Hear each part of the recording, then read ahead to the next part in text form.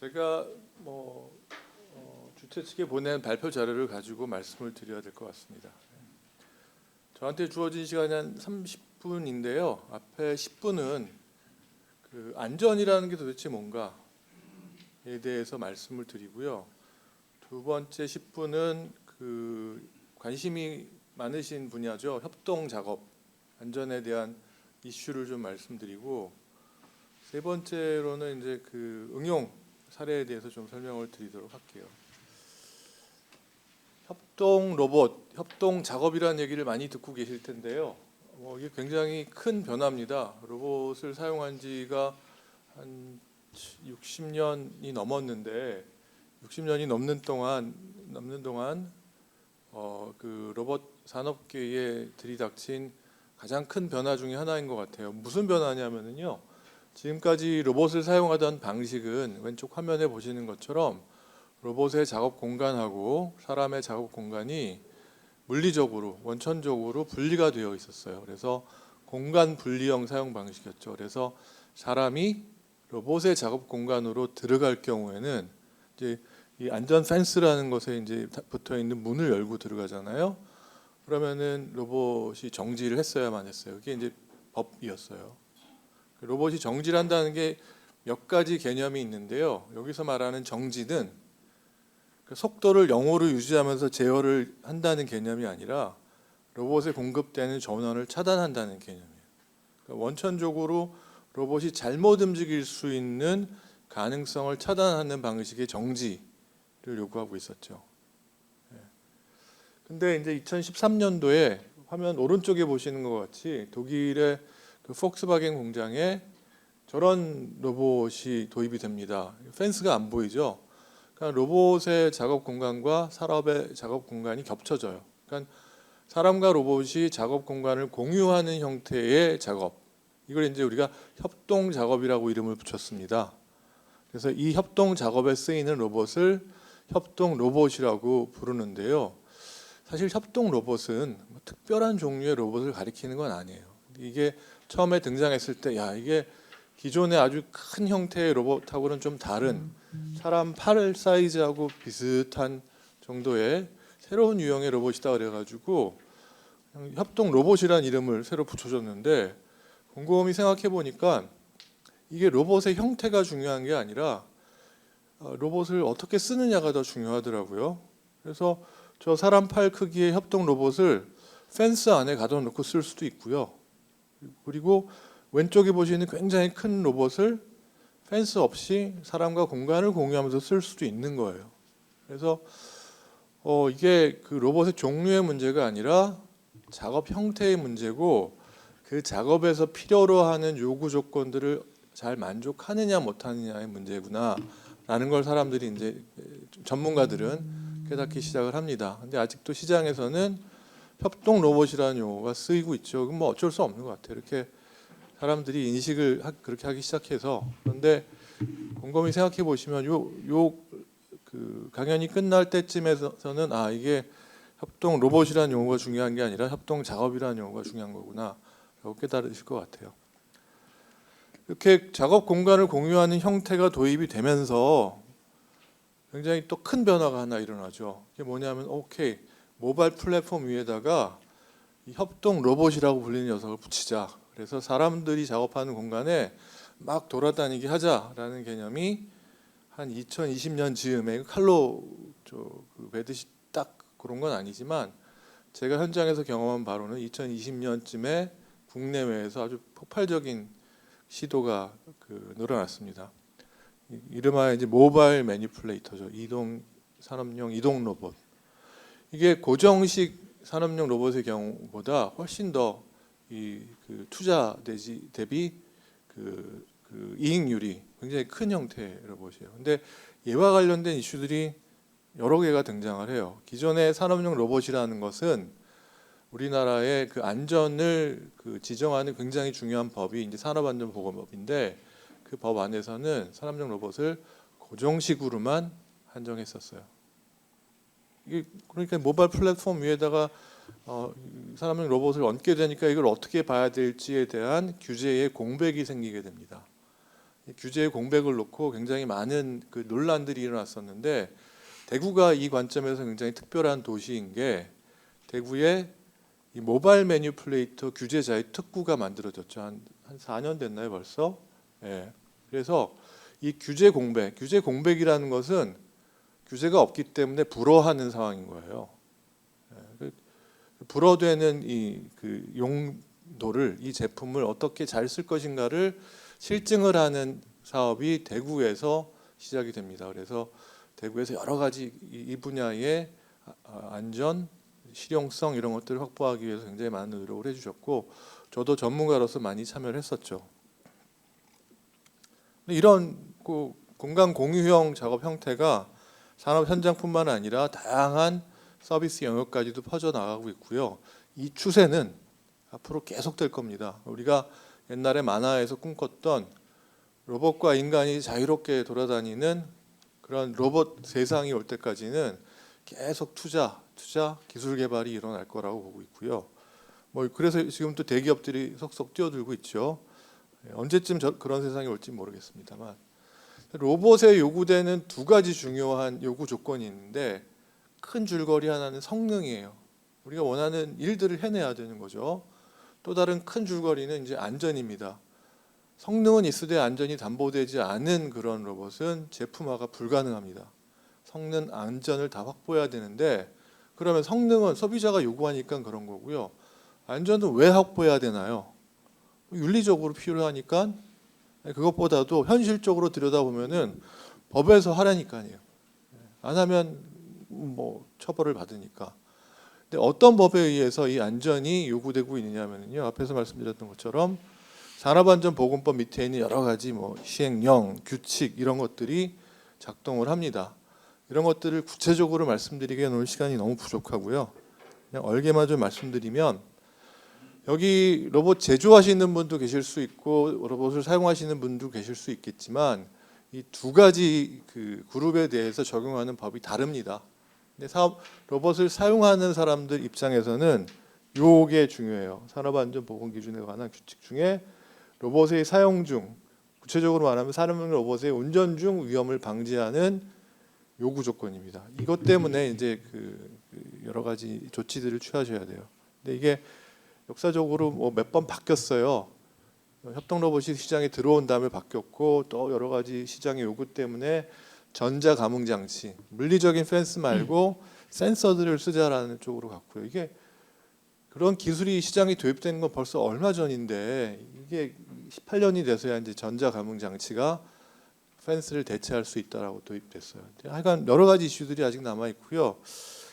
시간 관계상 구체적으로 설명드릴 수는 없지만 빨간색으로 표시된 게 그때 중요한 법률의 변화였고 이 변화를 만들기 위해서 굉장히 많은 사람들이 노력을 했습니다. 그러나 아직도 조금 문제는 남아 있죠.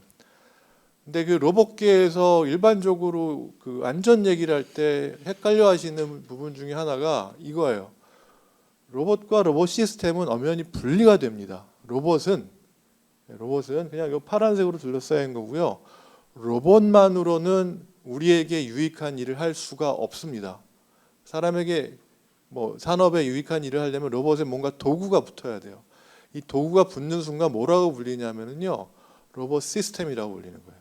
그러니까 로봇은 로봇 시스템을 구성하기 위한 하나의 그냥 구성 요소에 불과해요. 불완전한 아직은 그것만으로는 완전하지 않은 모듈인 거죠. 그래서 로봇과 로봇 시스템은 도구, 작업 대상물, 주변 환경까지를 다 포함합니다. 자, 이걸 이제 안전 관점에서 어떻게 볼 수 있냐면요. 로봇을 안전하게 만들었다는 게 로봇 시스템이 안전하다하고는 같은 말이 아닙니다. 로봇을 안전하게 사용해야 하는 거잖아요. 그러기 위해서는 이런저런 기능들이 로봇에 갖춰져 있어야만 해요. 근데 그 기능을 잘 사용하고 있느냐, 안전하게 사용하고 있느냐는 또 다른 얘기예요. 그래서 로봇에 대한 안전 요구 조건이 있고요. 로봇의 사용에 대한 로봇 시스템을 구성하기 위한 안전 요구 조건이 별도로 있습니다. 이 두 가지가 다른 얘기입니다. 그래서 로봇에 대한 안전 요구 조건은 요문서에 있고요. 프린트물 있으시니까 참조하시고요. 로봇 시스템에 대한 안전 요구 조건이 이렇게 되어 있습니다. 두 개가 겹칠 수밖에 없죠. 서로가 서로를 전제로 하는 그런 하나의 세트, 팀을 구성한다고 보면 되겠고요. 협동 작업과 관련돼서는 나중에 또 하나의 표준 문서가 이렇게 개발이 됩니다. 그래서 협동 작업을 하실 땐 이 세 가지가 다 고려 대상이 된다. 협동 작업이 아닐 경우에 이 두 가지만 보시면 되고요. 간단하게 그렇게 말씀드릴게요. 자, 그러면 그 법규는 뭐가 있냐면요. 로봇 제조자의 경우에는 요걸 따라가시면 돼요. 근데 요게 어떻게 만들어졌냐면요. 국제 표준을 부합화한 국내 표준에서 따와가지고 이게 만들어졌어요. 제조자는 요걸 따라가시면 되고요. 로봇을 사용하는 경우에는 요걸 따라가시면 돼요. 요것도 국제 표준, 국내 표준과의 관계가 이렇게 되죠. 근데 축약된 버전이에요. 다 따라가진 않고요. 근데 요거는 공간 분리형의 경우고요.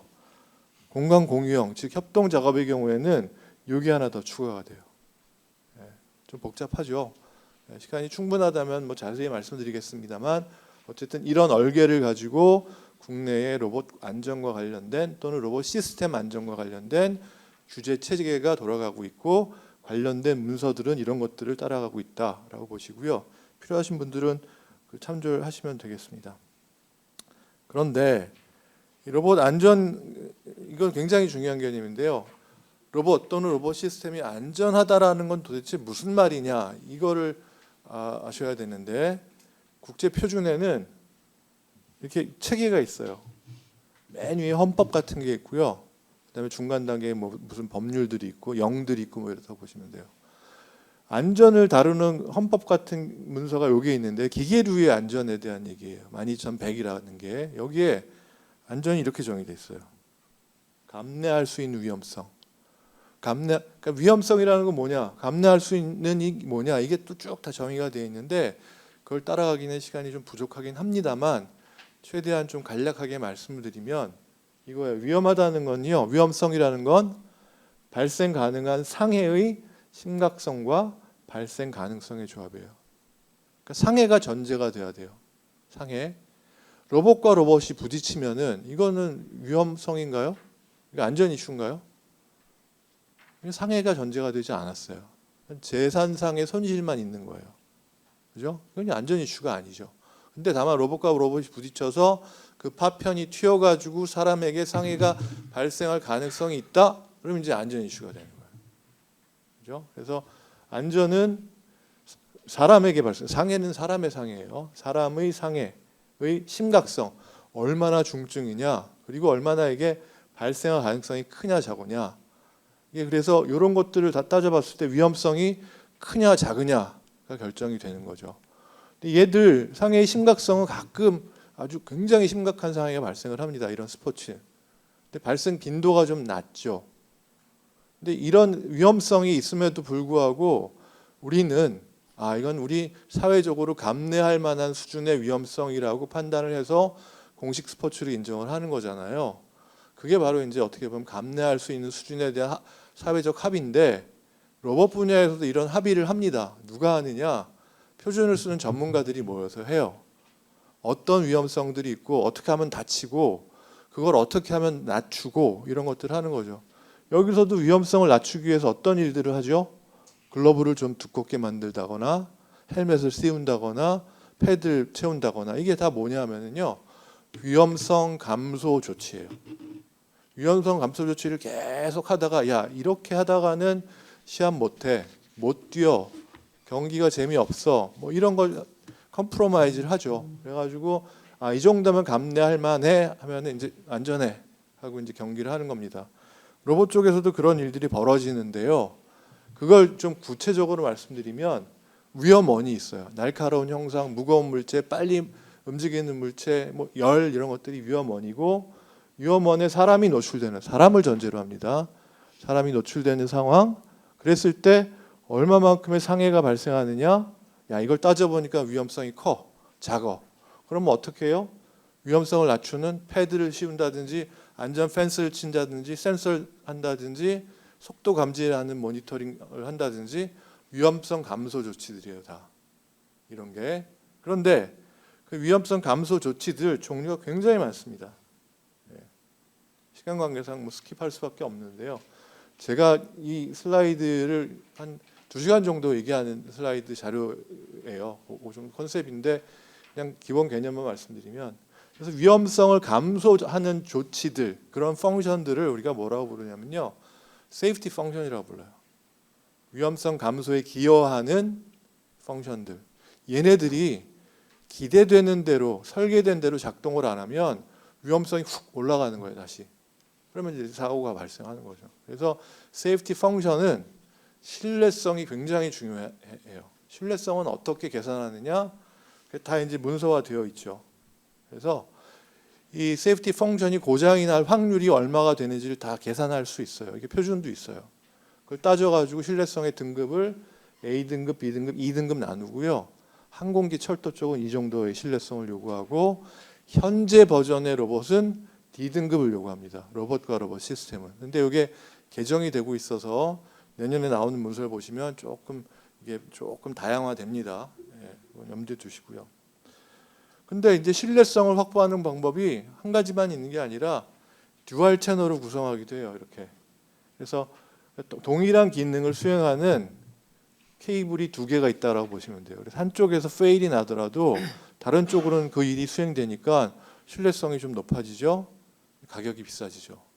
그래서 가격과 신뢰성은 약간 컴프로마이즈가 되는데, 그것도 이제 돌아갈 수 있는 방법들이 있죠. 이게 이제 안전 기능을 구성하는 채널의 구조에 대한 요구 조건들도 나와 있어요. 협동 작업에 대한 말씀을 좀 드릴게요. 그럼 협동 작업은 과거와는 다른, 과거라는 게 이제 10년 전과는 다른 새로운 그 작업 형태인데, 여기서는 새로운 위험성이 등장을 합니다. 새로운 종류의 리스크가 존재하는 거죠. 사람이 다칠 가능성, 확률, 뭐 이런 것들이 올라가는 거예요. 그럼 이건 어떻게 해야지 이 위험성을 줄이느냐, 위험성 감소 조치를 하냐를 전문가들이 막 고민을 하고 토론을 해가지고 표준을 쓴 거예요. 근데 가만히 보니까 협동 작업을 이렇게 나누면 위험성들이 좀 구분이 되더라 해서 4가지로 나눴어요. 근데 요 1번은 이제 너무나도 제너럴하게 쓰이기 시작해가지고 다음번 개정안에, 내년에 나온 개정안에서 얘는 협동 작업에서 뺐어요. 이게 뭐냐면은 이런 센서에 의해서 관리되는 영역으로 사람이 진입하면은 센서가 그걸 감지해가지고 로봇을 정지시키는 거예요. 이때 정지는 파워를 끊는 정지가 아니라 제어기가 속도를 0으로 계속 컨트롤하고 있는 정지예요. 근데 이 제어기가 어느 순간 갑자기 이상 작동을 하면 무슨 일이 벌어지나요? 갑자기 움직이면서 위험성이 확 올라가죠. 그죠? 컨트롤러도 굉장히 중요한 세이프티 펑션 중에 하나예요. 속도 제어 기능. 그래서 이것도 어느 정도 신뢰성이 확보되어야만 사용 가능한 건데, 요즘 나오는 대부분의 제어기들은 속도 제어 기능이 아까 말씀드렸던 신뢰 수준 D등급, 이걸 퍼포먼스 레벨 PL이라고 부르는데 PL D등급 정도를 맞습니다. 그러면은 이제 속도 제어가 이제 안심할 수준이라고 보시면 돼요. 센서도 근데 이게 센서도 신뢰할 만해야 되잖아요. 사람이 진입을 했는데도 센서 감지를 못하면은 로봇은 계속 움직일 거 아니에요. 센서도 역시 세이프티 펑션을 구성하는 요소 중에 하나라서 신뢰성이 요구됩니다. 제가 오늘 주로 말씀드릴 내용은 나머지 시간 동안 요 얘기를 좀 드리려고 그러는데요. 이게 힘과, 그러니까 파워, 영어로는 파워 앤 포스 리밋이라고 그랬는데요. 2000년대 초반부터 파워 리밋이라는 개념이 있었어요. 로봇은 안전하려면 모터의 파워 와티지가 얼마 이하여야 되라는 개념이 표준에 들어가 있다 보니까 이 파워라는 개념이 아직까지도 살아남아 있는 잔재인데요. 사실은 이건 힘과 force and pressure를 제어하는 그런 방법입니다. 사람과 로봇이 같이 작업을 할 때 로봇은 마음대로 움직여도 돼.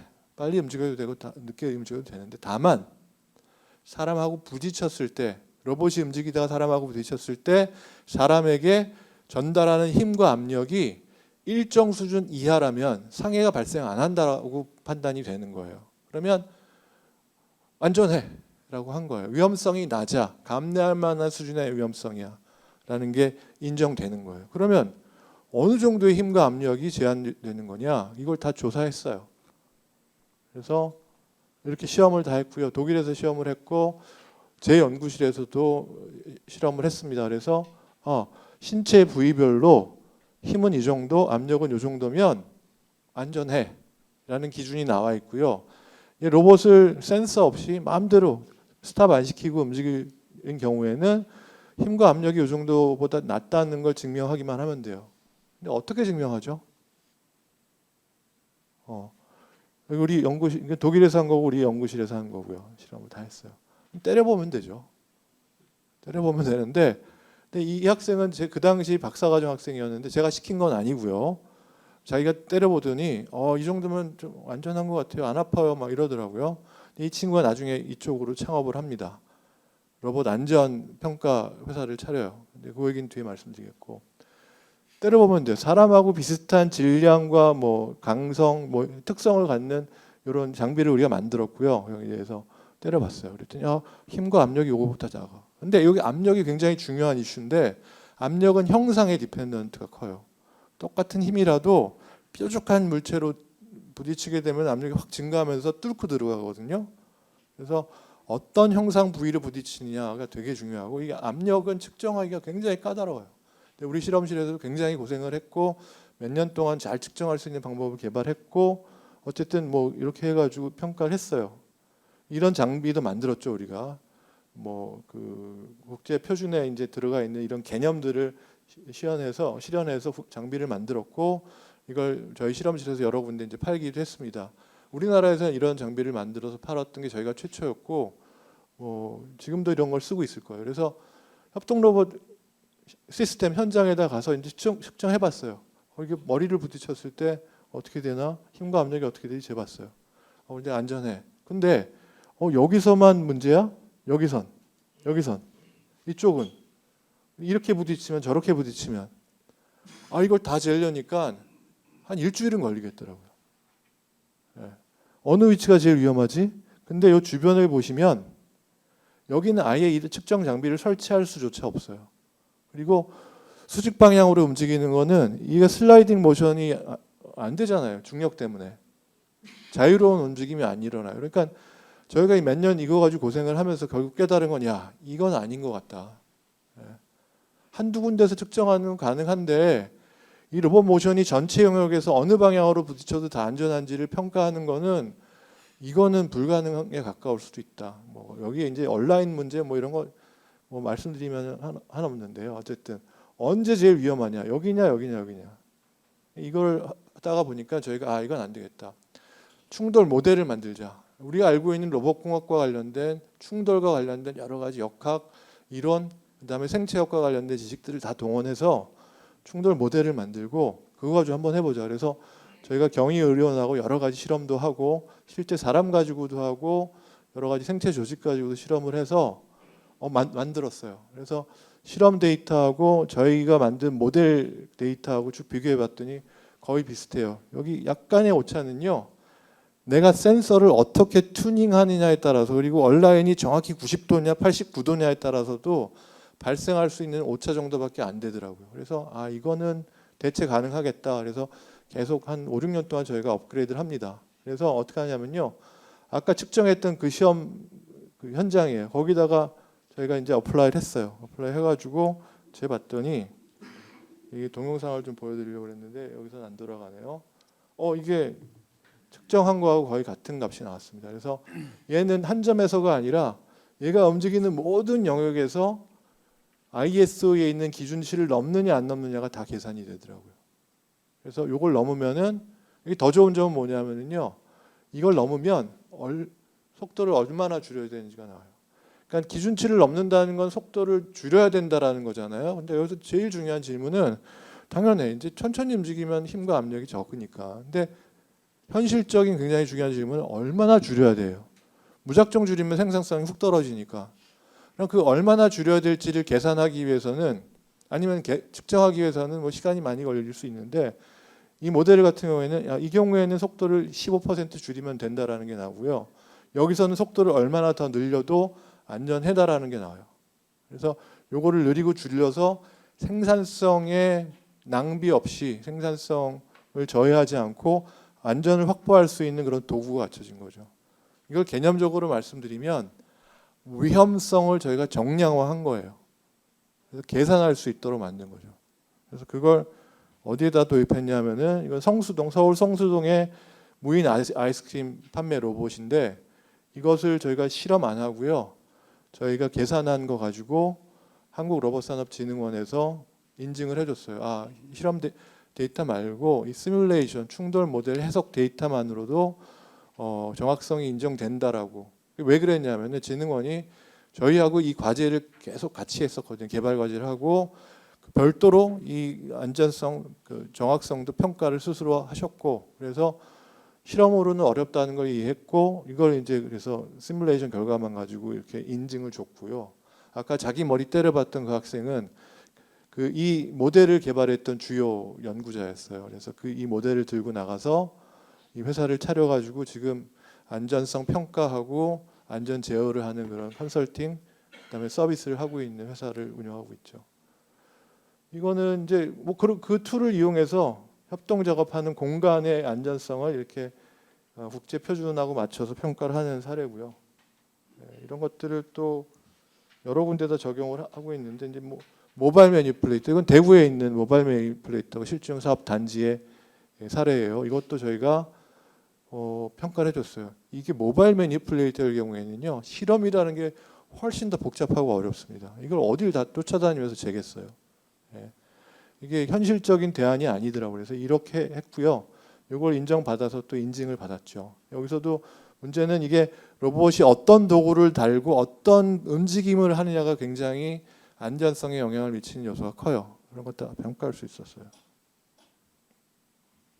그래서 제가 이걸 들고 이제 국제표준회의에 계속 참여를 하면서 이거 봐라, 실험 말도 안 된다, 시뮬레이션 대체 가능하다 설득을 해가지고 결국 국제표준회는 둘 다 가능하다. 지금까지는 실험을 해야 한다라고 적혀 있었는데 실험을 하든 시뮬레이션을 하든 그건 알아서 판단해라라고 국제표준이 바뀌었습니다. 그래서 실험 안 해도 된다가 됐고요. 이거는 뭐 현대자동차에 적용했던 사례인데 빨간색이 가끔 등장하죠. 여기입니다. 위험한 거예요. 협동 작업하기에는. 근데 저희 툴을 이용해서 했더니 이거를 얼마나 낮추면 되는지 나왔고 여기를 늘리고 빠르게 움직이고 그랬더니 같은 작업을 더 빨리 끝낼 수 있었어요. 안전하게. 그래서 지금까지는 로봇의 움직임이 전부 다 성능 위주로 설계가 됐었어요. 안전을 고려하지 않아요. 근데 안전과 성능을 같이 고려해야 되는 상황이 됐고, 근데 안전을 어떻게 고려할지에 대한 그 준비는 아직 덜 돼 있었는데 저희 연구실하고 그 아까 말씀드렸던 그 회사는 그 부분에서는 한국 최초일 뿐만 아니라 세계 최초이기도 해요. 그래서 얼마 전에는 미국 가서 뭐 미국의 로봇 전문가, 그 산업계의 로봇 전문가들 한 300~400명이 모이는 컨퍼런스가 있는데 거기에 초청받아가지고 가가지고 이 툴을 소개했었어요. 그래서 미국에도 이제 이 툴이 깔릴 예정입니다. UR을 통해서, UR 플러스를 통해서. 그렇습니다. 그래서 이제 협동 작업이라는 새로운 형태가 도입이 됐고, 이 부분은 위험성이라는 새로운 이슈가, 이제 새로운 형태의 이슈가 나타났고, 이걸 어떻게 대응할지는 앞으로 계속 우리가 도전해야 되는 이슈인데, 이게 표준과 연계돼서 다양한 그 변화들이 일어나고 있다. 그리고 지금까지는 애슬레틱 인텔리전스라고 제가 이름을 붙였는데, 이렇게 이름 붙이는 경우도 많죠. 성능 지능 위주의 그 로봇이었는데 이제는 어쩔 수 없이 안전 지능도 같이 하는, 성능과 운동과 안전이 같이 가는 그런 지능이 도입돼야 된다라고 생각을 합니다. 이상 발표된 자료 마치겠습니다.